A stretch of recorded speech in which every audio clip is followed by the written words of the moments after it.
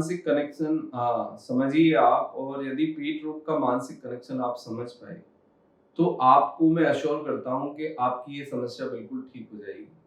देखो, आईबीएस के जो पेशेंट हैं, जिनको कई बारी डाइजेशन में प्रॉब्लम होती है, लाइक डायरिया हो गया या कॉन्स्टिपेशन की समस्या आ गई, या फिर कुछ दूसरी समस्या, कई बारी पेट दर्द होता है, डिहाइड्रेशन होता है, ब्लोटिंग होता है, तो मैं उन सब लोगों से एक बात क्लियर उनको बताना चाहता हूँ कि जिस इंसान को भी आईबीएस है, वो सबसे पहले बैठे और अपने आप से ये बात करे कि जब ये सिम्टम्स, ये प्रॉब्लम शुरू हुई थी, तब क्या हुआ था। सबसे पहले ये सोचिए।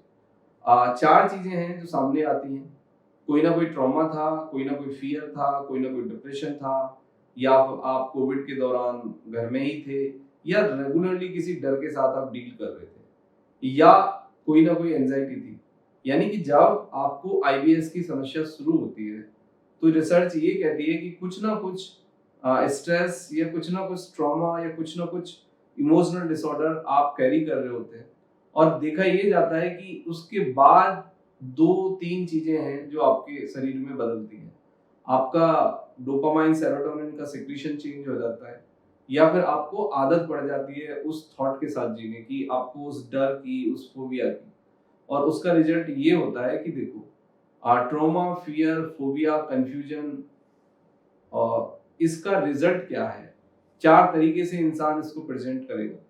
एक इंसान बोलेगा कि उसको दिल की कोई बीमारी तो नहीं हो जाएगी, दूसरा कोई दिमाग की कोई बड़ी बीमारी तो नहीं हो जाएगी, कैंसर तो नहीं हो जाएगा, दिल का दौरा तो नहीं पड़ जाएगा। एक दूसरा टाइप का इंसान सोचता है कि भई उसको पेट में कुछ हो गया है, गोला बन गया है, या आंत कट गई है, कुछ जख्म हो गया है, या कुछ भी चीज़ इस तरह की। तो कहीं न कहीं हमारी जो प्रेज़ेंटेशन है, यानी हमारे पास जो शब्द हैं, जो हमने सुना है, जो हमने पढ़ा है, जो हमने देखा है, जो हम जानते हैं, वही तो हम सामने बताएँगे। लेकिन अब आप डॉक्टर तो हैं नहीं कि आपको एग्ज़ैक्टली भई ये पता लग जाए कि ये सिम्पटम्स हैं, ये बीमारी होगी। दूसरा सबसे बड़ा कन्फ्यूज़न आप कहाँ से पैदा करते हो कि आप इन्फॉर्मेशन को ओवरलोड करते हो। एक ही बीमारी के कम से कम 50-100 वीडियो आप देख लेते हो। उसमें आपको अलग-अलग तरीके के डर मिलते हैं।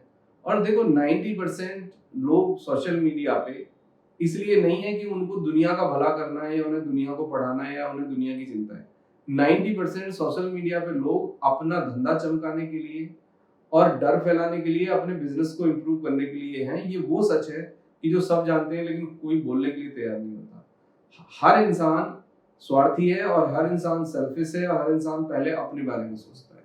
अब मैं दूसरी बात पे आता हूँ कि वीडियो देख के ये डायग्नोसिस बना लेना कि हमें ये बीमारी है, ये सबसे बड़ी मूर्खता है। सिम्पटम्स के आधार पे ये सोच लेना कि हमें यही सिम्पटम्स हैं और यही बीमारी होगी, ये उससे भी बड़ी मूर्खता है। क्योंकि मेडिकल साइंस का एक सबसे बड़ा पार्ट ये है कि सिम्पटम्स लगभग 80 से 90% सभी कंडीशंस में मैच करते हैं, और डॉक्टर का जॉब यही होता है कि सिम्पटम्स को डिस्टिंग्विश करे। हर पर्सन की समस्या अलग है, हर पर्सन का वेट अलग है, उसकी हाइट अलग है, उसका जेनेटिक कोड अलग है, उसकी सोच अलग है। तो उसके सिम्पटम्स सिमिलर इसलिए दिखते हैं कि हमारा सबका सोचने का, समझने का नजरिया, और हम एक जैसे ही समाज में रहते हैं, और एक जैसे ही इंफॉर्मेशन हम लेते हैं सोशल मीडिया पे या न्यूज़पेपर से, या सुन के जो हम ओपिनियन बनाते हैं, वो लगभग एक जैसी होती है। तो ये कोई जरूरी नहीं है कि आपको ये सिम्टम्स है तो यही प्रॉब्लम है। अब दूसरी बात आती है कि आपको अपने साथ ना रियलिस्टिक होना होगा। आपको अपने आप से बात करनी होगी। आपको एक सेल्फ पर्सनलाइज अप्रोच के साथ जानना होगा कि कौन सा खाना आपके लिए अच्छा है और कौन सा खाना आपके लिए बुरा है। दूसरी बात यह है कि सभी खाने सबके लिए नहीं बने हैं। कुछ खाने पर्टिकुलर इंसान के लिए बुरे हो सकते हैं, और दूसरे पर्टिकुलर इंसान के लिए अच्छे हो सकते हैं। हाँ, कुछ चीजें मैं बता देता हूँ। बहुत सारे लोगों को नॉन वेज पचाने में दिक्कत हो सकती है, बहुत सारे लोगों को सोयाबीन पचाने में दिक्कत हो सकती है, बहुत सारे लोगों को दाल को डाइजेस्ट करने में दिक्कत हो सकती है, बहुत सारे लोगों को गेहूं को डाइजेस्ट करने में दिक्कत हो सकती है, बहुत सारे लोगों को अंडे से दिक्कत हो सकती है, बहुत सारे लोगों को मिल्क और मिल्क प्रोडक्ट से दिक्कत हो सकती है। तो इसको ठीक करने का, डील करने का एक ही तरीका है कि पर्टिकुलर ये जो मैंने 5 चीजें बताई हैं आपको, एक हफ्ते के लिए एक चीज बिल्कुल बंद कर दीजिए, और उसके बाद अपने डाइजेस्टिव सिस्टम को एनालाइज करिए। देखिए कि आपको यदि बेटर फील हो रहा है, तो फिर आप वो फूड अब बंद कर दें। ओवर ईटिंग बिल्कुल ना करें, और फूड इंटॉलरेंस का भी ध्यान रखें क्योंकि बहुत सारे बच्चों को आपने देखा होगा कि एक पर्टिकुलर खाना खाने के बाद उसको पेट दर्द होता है, उल्टी होती है, लेकिन लगातार हम वो खिलाते रहते हैं और मदर जाके डॉक्टर से बोलती है कि इसने ये चीज़ खाई थी और इसको ये दर्द हो गया, लेकिन फिर भी अगले बार वो फिर आ जाते हैं। तो इस तरह के अप्रोच को आप बदलिए, आप बचाव करिए, आप समझिए और फिर उसके साथ जाइए। और दूसरी बात देखो, आईबीएस में मेडिकल ट्रीटमेंट जितना इम्पोर्टेंट है, उससे ज़्यादा इम्पोर्टेंट है काउंसलिंग, उससे ज़्यादा इम्पोर्टेंट है डॉक्टर से डिटेल बात करना, उससे ज़्यादा इम्पोर्टेंट है कि डॉक्टर से इन्फॉर्मेशन लेना, उससे ज़्यादा इम्पोर्टेंट है कि डॉक्टर के साथ तर्क से बात करना और डॉक्टर के तर्क को समझने की कोशिश करना। यदि आपने ये समझा, ऐसे ऐसा आपने किया तो आप बिल्कुल ठीक हो जाएँगे। दूसरी बात ये है कि मैं आप लोगों को ना कुछ आपके लॉजिक्स को करेक्ट करने के लिए कुछ एग्ज़ाम्पल देना चाहता हूँ। आपने गरीब लोगों को आईबीएस होते हुए नहीं देखा होगा। आपने उन लोगों को आईबीएस होते हुए नहीं देखा होगा कि जो बिज़ी हैं, पूरे दिन काम करते हैं। तीसरा, आपने उन लोगों को आईबीएस की प्रॉब्लम कभी होते हुए नहीं देखी होगी कि जिनको शरीर के बारे में और आयुर्वेद के बारे में और पेट के बारे में नॉलेज ही नहीं है।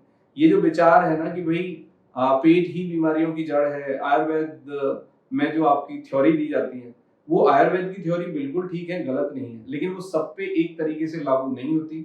आयुर्वेद का जो एक रैंडमाइज़ अप्रोच है, जो सबके लिए एक लाइन बना दी जाती है, वो कई बारी घातक होता है, कई बारी बहुत अच्छा भी होता है, लेकिन कई बारी बहुत नुकसान भी होता है। आईबीएस के पेशेंट के लिए ज़रूरत इस बात की है कि वो अप्रोच पर्सनलाइज़ रखें, क्योंकि आईबीएस के जो मरीज़ जो होते हैं, उनकी 2 लोगों की स्टोरी कभी भी सेम नहीं होती। अलग-अलग कॉज़ होते हैं, अलग-अलग रीज़न होते हैं। जो पेन है, जो प्रॉब्लम है, उसकी डिग्री भी अलग-अलग होती है और फूड के पार्ट पे भी अलग-अलग फूड अलग-अलग लोगों को ट्रिगर करते हैं डिफरेंटली। तो इसको सेपरेटली आप देखिए, इसको पर्सनलाइज़ अप्रोच के साथ जाइए।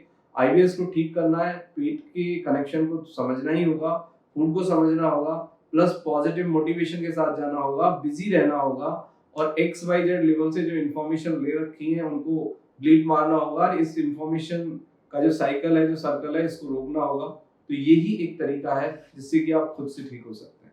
Thank you very much and take care yourself.